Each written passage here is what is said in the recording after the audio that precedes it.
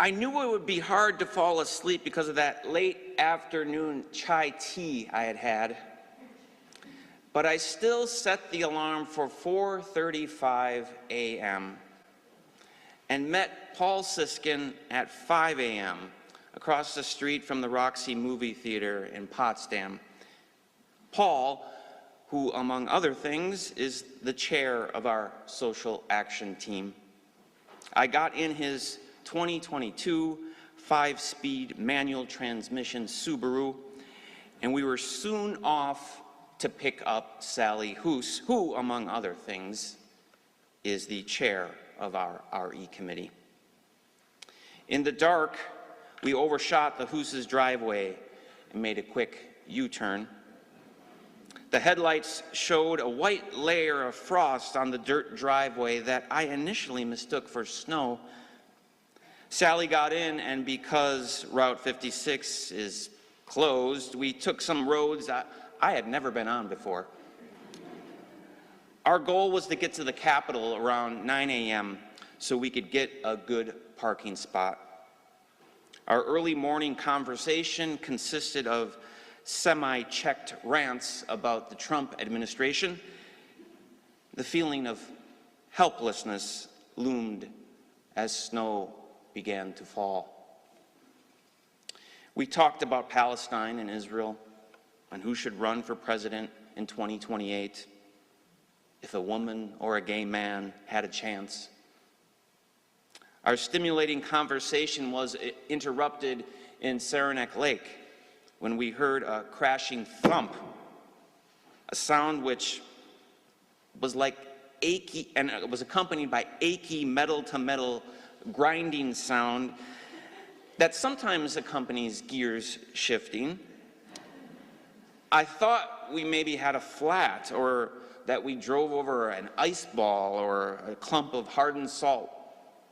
Paul and I got out to take a look. I put my hand around the front tires, fearing something would be lodged in that wheel well, but it was nothing but wet grime. We kept traveling on. And on that gorgeous stretch of 73 alongside Cascade Lake, dawn's light emerged. The high peaks were studded in silvery snow. Glacial blue ice hung from the rock walls. And then into Keene Valley, and I said, "It feels like we are in Colorado." That has to be one of the most glorious stretches of driving in New York State. Once we got on the interstate, Paul attempted to shift into fifth gear. It wouldn't stay in. He tried to hold it in, but more of that achy metal-to-metal grinding sound. There was a moment of, wow. We are officially in the middle of nowhere. Do we even get cell phone reception? What should we do? Turn back? But by now, we were probably closer to Albany than home. So with the RPMs racing, Paul simply left it in fourth gear. It was a little slower, but we got to the Empire Plaza, and below the egg, the parking garage sign said full. But we pulled up to the attendant and asked if we could park. He pointed towards a wall where there might be some spots. Not to our surprise, there were dozens of open spots. Would Paul's car get us back? Should we drop it off at a shop? We decided we'd worry about that later. We had work to do. The inside of the Capitol Plaza reminds me of the mall I used to hang out as a teenager, except there's just abstract art on the walls. We had a 10 a.m. appointment with our assembly person, Scott Gray, so we needed to hustle. Luckily, there was not a long line to go through security that morning. We stood outside of his office with some trepidation. Now, in his office, Paul led off with an introduction of how UUs have been in support of medical aid in dying for decades. Sally then talked about the gracious end-of-life care she provided to her mother. Sally slept next to her to give her more morphine via a stunt. On Christmas Day, the stunt became blocked and hospice was unable to replace it. The only alternative was palliative care. And in the first time in over 2 weeks, her mother was able to rest. And Sally's mother became more and more unresponsive. Because of the agony and suffering, it was such a blessing when death finally came. Fighting back tears, Sally wished her mother had not had to simply exist for the previous year plus. Medical aid in dying would have provided a more peaceful life and death for Sally's mother. Assemblyperson Scott Gray, a Republican, could relate. He shared his own story about a parent dying a similarly painful, drawn-out death. But he soon pointed out that his skepticism of the efficacy of the medical aid in dying drugs. We offered to give him some more information on that. He also doubted whether doctors really know if someone has 6 months to live or not. He cited his 95-year-old mother-in-law who has dementia and was told many times she doesn't have much longer to live, but kept outliving those expectations. We gently explained that medical aid in dying is only for people with the mental acuity to make their own decisions, and 2 doctors have to deem the person terminally ill. The meeting was maybe 20 minutes in all. But Paul, who has done a lot of lobbying, said it was one of the most productive conversations he had ever had with a legislator. We were soon back down the elevator to meet with other UUs who had gathered in the wind tunnel. Everyone has to travel through it to get from the offices to the Capitol, and there are gusts of air in there that make it, well, windy. We held signs, we shook hands of the legislators who had supported the bill, and we sang a few times, "There is more love somewhere."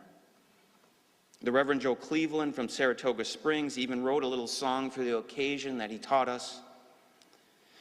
Turns out that the wind tunnel has excellent acoustics.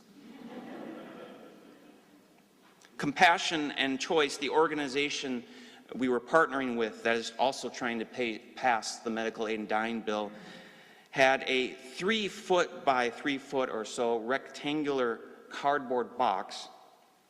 Written on it with a black Sharpie were the words, "Posters of the Dead." Inside were pictures and short stories of people that have died that had advocated for this bill. The posters were placed on the ground with saint candles near their edges. One memorialized our very own Eileen Raymond, who, among other things, was the person who let my family stay in her house when we couldn't find a place to live when I moved 9 years ago, and was a longtime pillar of this congregation. Her picture reminded me why I was in Albany that morning. I was not there for the abstract notion of justice. I was not there to lobby a bill. I was there because of Eileen and her story that she entrusted to me and others. She had cancer and ran out of treatment options. She wanted medical aid in dying. I asked her why not move to Vermont. But asking a 79-year-old with decades of roots here, sick with cancer, is not feasible. I made a promise to Eileen that I would continue working this bill in Albany as long as I was able. I know having this option would have given her more peace. And I want this option for myself, that I may die peacefully and gracefully. I want this option for my family. I want this option for all of you and everyone in the state, as long as they so choose for it. Then I went over and read Eileen's memorial poster. Eileen B. Raymond, Canton, New York, died December 15th, 2023. Eileen was a former professor and associate dean at SUNY Potsdam, a communicant of the Unitarian Universalist Church of Canton, not a word we normally would use, a Fulbright scholar, a member of the League of Women Voters, and a social justice advocate. Members of Eileen's church, including her pastor, have carried on her work to pass the bill. One of the state police officers, whose post was near the wind tunnel, was moved to tears by our singing. He told the story of his mother dying a painful death, and he was grateful for us being there. Another police officer for the state senate stopped by to ask us why it was taking so long to pass this bill, since to him, and really to all of us, it was a no-brainer. Sally's story was woven with Scott Gray's story. Eileen's story was knitted together with ours. The state police officers' stories were also threads. Together, we formed a durable fabric. We weave together dignity, peace, respect for human life, and compassion in a beautiful garment of care. We had more lobbying to do that day. We still didn't know if Paul's car would get us home. But in that morning, in the wind tunnel, it felt to me like we had already done something. Amidst the helpless feeling that our country is drifting into an unrecognizable recklessness, we did something. We did the work of our congregation. We did it with songs of peace and hope, and by sharing our stories. We extended the fabric of our congregation into the world.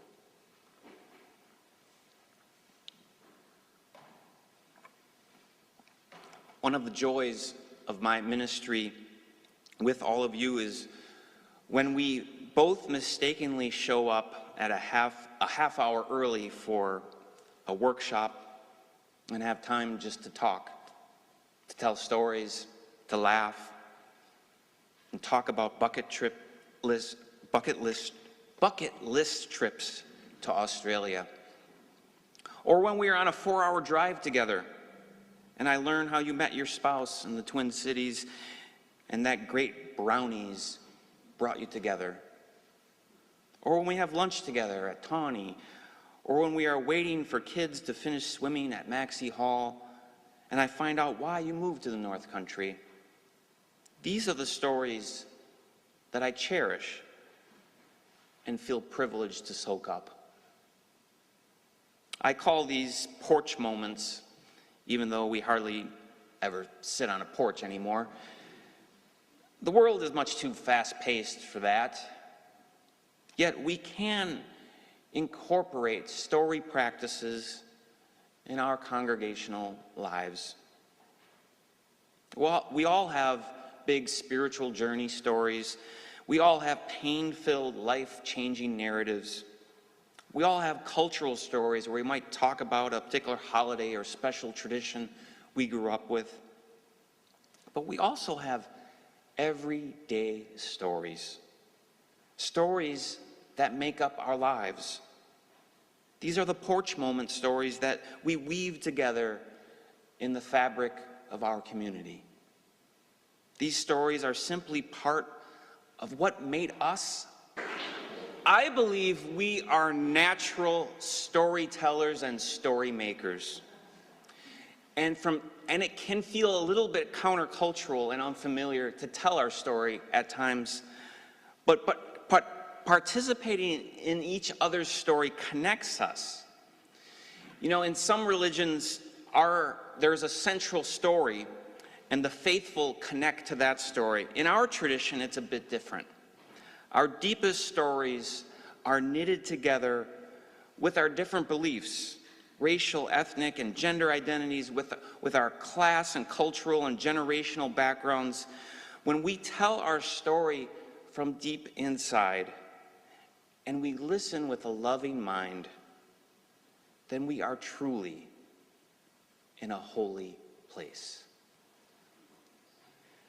So Assembly Person Scott Gray, while I disagree with him on many political topics, when he told his story, I saw him first and foremost as a human being struggling with the same issues of life and death that all of us struggle with.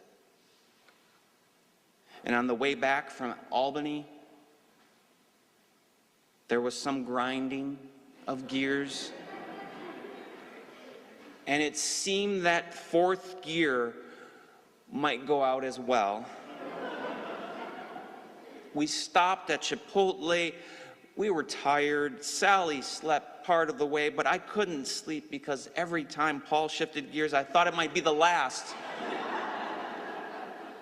I feared we would be stranded in the Adirondacks somewhere.